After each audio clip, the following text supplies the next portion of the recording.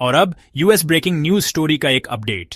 अभी ही कुछ देर पहले प्रेसिडेंट ट्रंप ने अपने ट्रूथ सोशल प्लेटफॉर्म पर एक पोस्ट किया जिसमें लिखा था, यूनाइटेड स्टेट्स द्वारा कराई गई लंबी रात भर की बातचीत के बाद मुझे ये बताते हुए खुशी हो रही है कि इंडिया और पाकिस्तान पूरी तरह से और तुरंत सीज फायर के लिए एक समझौते पर पहुंच गए हैं।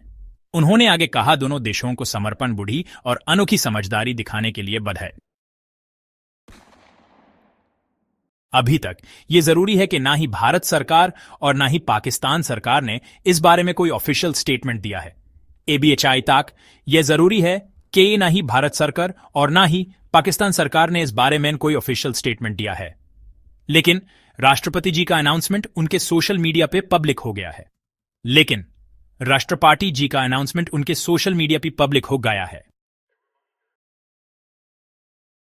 ये सीज फायर हाल ही के दिनों में हुई हिंसा के बढ़ने के बाद आया है, जो अप्रैल के आखिर में हुए एक मिलिटेंट अटैक के बाद शुरू हुई जिसमें 26 लोग मारे गए थे। उसके बाद से टेंशन काफी बढ़ गया और खबरों के अनुसार बॉर्डर के पार मिसाइल्स भी एक्सचेंज हुए। आज सुबह हमें पता चला कि US secretary of state Marco Rubio ने पाकिस्तान के आर्मी चीफ जनरल असीम से और इंडिया और पाकिस्तान दोनों के फॉरेन मिनिस्टर से अलग अलग बात की। उन्होंने यूएस असिस्टेंस ऑफर करी ताकि जो उन्होंने कंस्ट्रक्टिव और प्रोडक्टिव डायलॉग बोला था वो शुरू हो सके। अब प्रेसिडेंट ट्रंप के सोशल मीडिया वाले बयान के बाद कि सीज फायर हो गया है, हमारे पास एक बहुत बड़ा डेवलपमेंट है। लेकिन मुझे यह भी कहना है कि यह बात अभी सिर्फ यूएस प्रेसिडेंट की तरफ से आई है, इंडिया से अभी तक कोई पुष्टि नहीं हुई है। फिर भी यह आगे बढ़ने के लिए एक बहुत बड़ा कदम होगा। दुनिया भर के नेता बार बार दोनों देशों से शांति बनाए रखने और तनाव कम करने की अपील करते रहे हैं। यूएन के सेक्रेटरी जनरल ने भी यही बात कही है।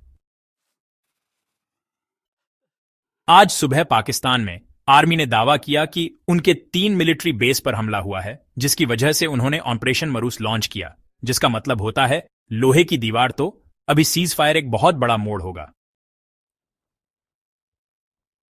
पाकिस्तान के विदेश मंत्रालय ने एक्स पर एक बयान जारी किया। विदेश मंत्री ने पुष्टि की कि पाकिस्तान और भारत ने तुरंत प्रभाव से युद्ध विराम पर सहमति व्यक्त की है।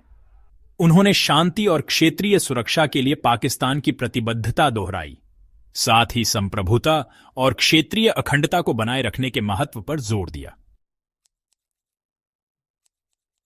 पाकिस्तानी विदेश मंत्रालय ने एक्स पर एक बयान जारी किया। विदेश मंत्री ने पुष्टि की कि पाकिस्तान और भारत ने तुरंत प्रभाव से युद्ध विराम पर सहमति व्यक्त की है। उन्होंने शांति और क्षेत्रीय सुरक्षा के लिए पाकिस्तान की प्रतिबद्धता दोहराई और साथ ही संप्रभुता और क्षेत्रीय अखंडता को बनाए रखने के महत्व पर जोर दिया। यह दोनों तरफ से पहला ऑफिशियल कंफर्मेशन है और हम जल्द ही और डिटेल्स एक्सपेक्ट कर सकते हैं। एबीसी के लिए पाकिस्तान का स्टैंड क्लियर है। इस नए झगड़े की शुरुआत इंडियन एडमिनिस्ट्रेटेड कश्मीर के पहलगाम में हुए एक हमले से होती है, जहां 26 लोग, ज्यादातर टूरिस्ट, मारे गए थे। इंडिया ने पाकिस्तान बेस्ड मिलिटेंट्स को इसका जिम्मेदार ठहराया, जिसे इस्लामाबाद ने नकार दिया और खुली जांच की मांग की। एक दूसरे पर इल्जाम लगाने और बातचीत की कमी ने समाधान को बहुत मुश्किल बना दिया। पहले दोनों साइड्स ने जोर दिया कि वो सिर्फ बचाव कर रहे थे। हर एक ने दूसरे पर सिविलियंस को निशाना बनाने और सीज फायर नॉर्म्स तोड़ने का इल्जाम लगाया। इस बीच US secretary of state Marco Rubio और सेनेटर जेडी वैंस ने कंफर्म किया है कि वो पिछले 48 घंटों में दोनों देशों के साथ बैक चैनल डिप्लोमेसी में इन्वॉल्व थे। रूबियो अब कह रहे हैं कि इंडिया और पाकिस्तान एक न्यूट्रल लोकेशन पर कॉम्प्रिहेंसिव टॉक्स करने के लिए तैयार हो गए हैं। अजारे, बताइए कि यूएस का रोल यहां कितना इंपॉर्टेंट था। सबसे बड़ा सवाल यही था कि कौन सा देश सही तरीके से डिप्लोमेटिक प्रेशर डाल सकता है। यूएस के इंडिया और पाकिस्तान दोनों के साथ लंबे समय से संबंध हैं, हालांकि पिछले कुछ सालों में पाकिस्तान के साथ रिश्ते थोड़े खराब हुए हैं। अपने state of the union address में खास तौर पर काउंटर टेररिज्म एफर्ट्स के बारे में डोनाल्ड ट्रंप ने पाकिस्तान का जिक्र किया, जिससे दोनों देशों के रिश्तों में गर्माहट के संकेत मिले। फिर भी इस बात को लेकर संदेह था कि यूएस कितना इन्वॉल्व्ड होना चाहेगा, क्योंकि यूएस का ध्यान अपने डोमेस्टिक मामलों पर ज्यादा था। इन सब शंकाओं के बावजूद हाल के तनाव ने सीधा दखल जरूरी कर दिया है। जैसा कि सेक्रेटरी रूबियो ने कहा, दोनों तरफ के बड़े अधिकारियों से गंभीर बातचीत हुई है। हालांकि हम अभी भी भारत की आधिकारिक प्रतिक्रिया का इंतजार कर रहे हैं, लेकिन यूएस और पाकिस्तान दोनों ने युद्ध विराम समझौते की पुष्टि कर दी है। रूबियो जी ने यह भी बताया कि दोनों देशों के बीच एक न्यूट्रल जगह पर बातचीत होने वाली है, जिसमें बड़े मुद्दों पर बात होगी, खासतौर पर कश्मीर के मसले पर जो दशकों से चला आ रहा है। रूबियो जी ने यह भी बताया कि दोनों देशों के बीच एक न्यूट्रल जगह पर बातचीत होने वाली है, जहां पर बड़े बड़े मड डिस्कस किए जाएंगे, खासतौर पर कश्मीर का पुराना झगड़ा।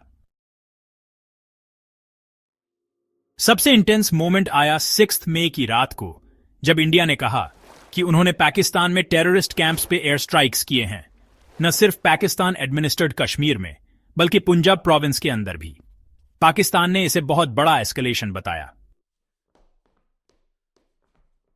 ध्यान देने वाली बात यह है कि दोनों तरफ से यही दावा है कि वो बदला ले रहे हैं, और दोनों तरफ से यही कहा जा रहा है कि हमने हमला नहीं किया। आम लोगों की जान जाने और देश की सीमा का उल्लंघन करने जैसे इल्जाम दोनों तरफ से एक दूसरे पर लग रहे हैं। हालांकि यह झगड़ा अभी हाल ही का है, लेकिन इनके बीच की तनातनी बहुत पुरानी है। इंडिया और पाकिस्तान कश्मीर को लेकर कई बार लड़ चुके हैं। सबसे बड़ा झगड़ा 2019 में हुआ था। उस समय दोनों न्यूक्लियर पावर्स बाल बाल बचे थे एक बड़ी लड़ाई से। बहुत लोगों का मानना है कि तब से लेकर अब तक यह सबसे खतरनाक झगड़ा है। जमीनी स्तर पर लोगों के रिएक्शंस अलग अलग हैं। कराची, लाहौर और इस्लामाबाद जैसे सिटीज में कई रेजिडेंट्स ने मुझे बताया कि वो ज्यादा वरीड नहीं हैं, कहते हैं कि ऐसे टेंशन्स लगभग आम हैं। लेकिन लाइन ऑफ कंट्रोल के पास सिचुएशन बहुत अलग है। लीपा वैली जैसे प्लेसेस में रहने वालों ने हैवी क्रॉसफायर की वजह से रात बंकर्स में बिताई है, जबकि कई लोगों ने कहा कि वो डरे हुए नहीं थे। उन्होंने माना कि इंटेंसिटी हाल के ईयर्स में किसी भी चीज से अलग थी। आखिर में फैसला इन्हीं 3 देशों को करना है, लेकिन चीन इस क्षेत्र में एक और बड़ा खिलाड़ी है, खास तौर पर क्योंकि यह विवादित कश्मीर क्षेत्र के एक हिस्से को नियंत्रित करता है और पाकिस्तान में इसके बड़े आर्थिक हित हैं, जिसमें बड़े पैमाने पर खनन और बलूचिस्तान में बुनियादी ढांचे की परियोजनाएं शामिल हैं।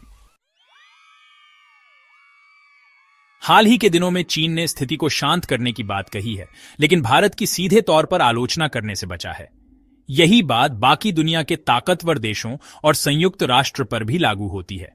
इस हफ्ते की शुरुआत में महासचिव एंटोनियो गुटेरेस ने ज्यादा से ज्यादा संयम बरतने पर जोर दिया। यह बहुत बड़ी बात है। पिछले कुछ दिनों में पूरे पैमाने पर युद्ध की आशंका थी।